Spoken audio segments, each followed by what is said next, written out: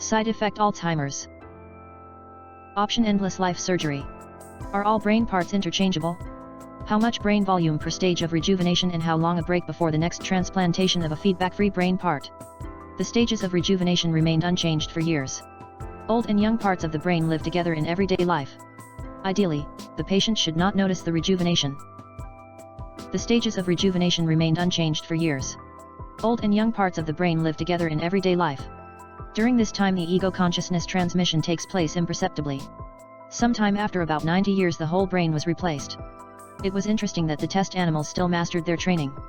The orangutan with a completely rejuvenated brain prepares its beloved daily coffee without being taught this technique again. His day-to-day feedback was sufficient for the transference of ego consciousness to the younger parts of the brain.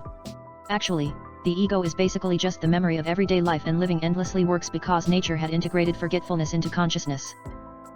After brain enhancement on the orangutan, the option of endless life surgery was successfully performed on humans. The lack of technology at that time made it necessary to keep things secret. It was clear that not everyone could be guaranteed timely access to rejuvenation. The alternative is to fly as many people into space as possible, into inanimate storage at 0G.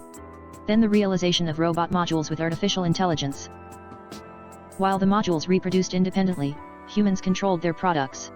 Centuries later, all the people from space 0G were back on Earth. The return flight and resuscitation with oxygen-rich blood worked fully automatically. No one believed they had camped lifeless for so long in the Holden. Everyone was convinced that they had only fallen asleep for a short time. Thanks to the safety network and the option of endless life surgery, they are all still alive today. At that time, widespread, many old persons needed fast rejuvenating brain exchange.